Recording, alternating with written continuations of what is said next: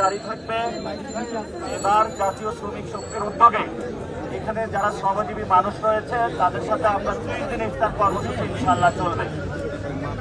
আমাদের কেন শ্রমজীবী মানুষদের সাথে এসে ইফতার করতে হচ্ছে, এটার কিছু ব্যাকগ্রাউন্ড আছে। ঢাকা শহরে যারা আমাদের বিশেষত রিক্সাজীবী চালক ভাইয়েরা রয়েছেন, তাদের কোথাও যদি ওয়াশরুমের প্রয়োজন হয় সেটা আমরা ব্যবস্থা করতে পারি না।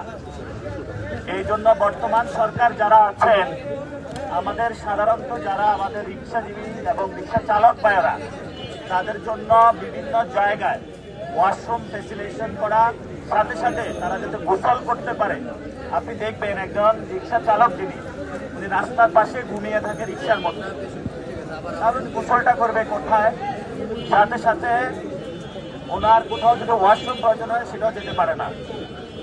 তো আমি আজকে এখানে যারা নেতৃবৃন্দ তাদেরকে জিজ্ঞেস করলাম যে আপনারা এখানে কেন ইফতারের কর্মসূচির উদ্যোগটা নিয়েছেন। ওনারা আমাকে জানালো যে একজন রিক্সা চালক ভাই একটা 5 স্টার হোটেল বা 3 স্টার অথবা একটা রেস্টুরেন্টে গিয়ে ইফতার করার তার সুযোগ হয় না। বাংলাদেশটার কোথাও একজন রিক্সাজীবী ভাইয়ের জন্য কোথাও জায়গা নাই। এই জন্য আমরা এখানে তাদের জন্য ব্যবস্থা করেছি।